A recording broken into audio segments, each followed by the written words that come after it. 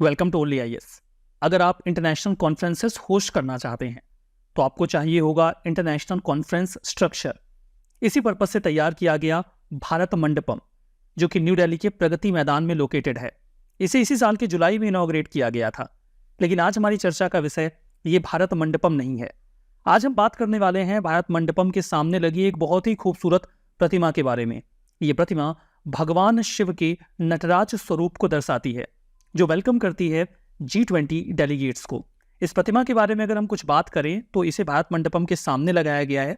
यह प्रतिमा 27 फीट ऊंची है, जिसे traditional lost wax casting process का इस्तेमाल करके बनाया गया है। इसका जो मेजरमेंट है वो बिल्कुल वैसा ही है जैसा कि शिल्प शास्त्र में बताया गया है, और इसी मेजरमेंट के अकॉर्डिंग थाउजेंड्स ऑफ ईयर से नटराज की प्रतिमा बनाई जाती रही है। ये जो नटराज की प्रतिमा है इसे तमिलनाडु के थंजावुर डिस्ट्रिक्ट से लाया गया। इसे बनाने में 61 ईयर्स ओल्ड श्रीकांत स्थपति का एक बहुत ही की कंट्रीब्यूशन रहा। ये एक अष्ट धातु से बनाई गई प्रतिमा है जिसका भार लगभग 18 टन है। इसके बारे में एक खास बात और है कि ये जो प्रतिमा है ये अपनी ऊंचाई के हिसाब से दुनिया की सबसे ऊंची नटराज प्रतिमा बन जाती है। इस लिहाज से भी ये प्रतिमा बहुत ज़्यादा या स्टैचू बहुत ज़्यादा सिग्निफिकेंट है। इसके बारे में कुछ और बेसिक बातें अगर मैं आपको बता दूं, जैसा कि मैंने आपको बताया कि ये अष्ट धातु से बनाई गई है, तो इसमें 87% कॉपर, 10% जिंक और 3% लेड है। इसके अलावा इसमें टिन, सिल्वर, गोल्ड, मरकरी के साथ साथ सपोर्ट के लिए थोड़ा बहुत आयरन भी मिलाया गया है। इसकी कीमत कुल 12 करोड़ रुपए है। ये 27 फीट ऊंची है, जिसमें इसका आधार यानी कि पेडेस्टल भी शामिल है। नटराज, जिन्हें आप लॉर्ड ऑफ डांस कहते हैं, ये हिंदू गॉड शिव का एक कॉस्मिक डांस ऑर्डर है, जिसे सदियों से मेटल और स्टोन में इनग्रेव करके दिखाया जाता रहा है, बनाकर शेवाइट टेम्पल्स में पोर्ट्रे किया जाता रहा है। पार्टिकुलरली आपको साउथ इंडिया में देखने को मिल जाएगा। चोला स्कल्पचर का ये बहुत ही इंपॉर्टेंट पार्ट रहा है, जहां एक और आप जानते ही हैं कि भगवान शिव की पूजा शताब्दियों से की जाती रही है। लेकिन भगवान शिव का जो नटराज स्वरूप है, जिसे आप लॉर्ड ऑफ डांस भी कह सकते हो, इस स्वरूप को 5वीं शताब्दी के आसपास इसके इमर्जेंस के तौर पे देखा जाता है। हालांकि जब चोलास का पीरियड शुरू हुआ, जो कि 9th से 11th सेंचुरी के बीच माना जाता है, उस दौरान ब्रोंज स्कल्पचर के फॉर्म में ये काफी ज्यादा प्रोमिनेंट हो गया। उस दौरान इसे लॉस्ट वैक्स टेक्निक का सहारा लेके बनाया जाता था।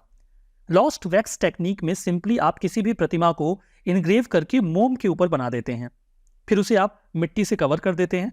मिट्टी से कवर करने के बाद आप उस मोम को पिघला के निकाल देते हैं, तो जो प्रतिमा का आंतरिक स्ट्रक्चर है, इंटरनल स्ट्रक्चर है, वो उस मिट्टी पर आ जाता है। उसके बाद आप पिघले हुए ब्रोंज को उसमें भर देते हैं, और जब वो जम जाता है, पूरी तरीके से तैयार हो जाता है, तो वो प्रतिमा आपको मिल जाती है जो आपने ब्रोंज पे इनग्रेव करके तैयार की थी। And that is lost wax technique. जो डिजाइन है नटराज के इस स्टैचू का, इसे कुछ बहुत ही प्रोमिनेंट नटराज आइडल से डिराइव किया गया है, जो आपको साउथ इंडियन टेम्पल्स में मिलेंगे, जिसमें लोगों की बहुत ज्यादा आस्था है, लोग पूजा करते हैं। ये थिल्लई नटराज टेम्पल जो चिदम्बरम में है, वहां से इंस्पायर्ड है। इसके अलावा उमा महेश्वर टेम्पल जो कोन्नेरी राजपुरम में है, वहां से भी इंस्पायर्ड है। और तीसरा है बृहदेश्वर टेम्पल जो कि थंजावुर में है, जो कि यूनेस्को की वर्ल्ड हेरिटेज साइट भी है। यहाँ पर जो आपको नटराज की मूर्तियां मिलेंगी, उन्हीं से इंस्पायर होकर भारत मंडपम के सामने ये नटराज की मूर्ति बनाई गई है। नटराज की मूर्ति के हर हिस्से का अपना एक स्पेसिफिक मतलब होता है, जो उसकी स्पिरिचुअल और फिलोसॉफिकल सिग्निफिकेंस को पोर्ट्रे करता है। जब तक आप उस मीनिंग को नहीं समझेंगे, आप नटराज की इस स्कल्पचर की जो सही मीनिंग है, जो सही सिग्निफिकेंस है, उसे नहीं समझ पाएंगे। इस इमेज को थोड़ा सा ब्रॉडन करते हैं इस बात को समझने के लिए। आप इस पूरे स्ट्रक्चर को देखेंगे तो इसमें भगवान शिव आपको बीच में दिखेंगे, और उनके चारों ओर आपको एक आर्क देखने को मिलेगा। ये आर्क पोर्ट्रे करता है यूनिवर्स की साइकिल को, cycle of birth and rebirth. मतलब एक इंसान मरता है, जीवित होता है, फिर मरता है। ये जो साइकिल है उसे ही डिपिक्ट किया जाता है इस आर्क के द्वारा। आपको नटराज की इस प्रतिमा में कुछ जगहों पर फायर फ्लेम्स दिखेंगी। ये फायर फ्लेम्स एक तो आपको यहां पर देखने को मिलेंगी बिल्कुल आर्क के बाहर, और दूसरा भगवान शिव का जो अपर लेफ्ट हैंड है, वहां पर भी उनके हाथ में आपको फायर फ्लेम देखने को मिलेगी। और दोनों का ही मतलब होता है डिस्ट्रक्शन।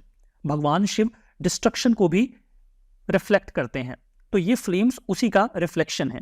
भगवान शिव के बिल्कुल सिर के ऊपरी हिस्से पर आपको क्रीसेंट मून यानी कि अर्ध चंद्र दिखता है। ये टाइम साइकिल को दिखाता है कि किस तरीके से यूनिवर्स में समय गुजरता है, और यही आपको नटराज की प्रतिमा में यहां पर देखने को मिलेगा। उनके सिर के ऊपर से गंगा का प्रवाह होता है, और ये जो गंगा का फ्लो है उनके बालों में से, वो ये दिखाता है कि हमें बिल्कुल इसी तरीके से अपने इग्नोरेंस को बाहर निकाल देना चाहिए। तो ये फ्लो आपको देखने को मिलेगा नटराज की प्रतिमा में, और इस फ्लेम का मतलब तो मैंने आपको बता ही दिया।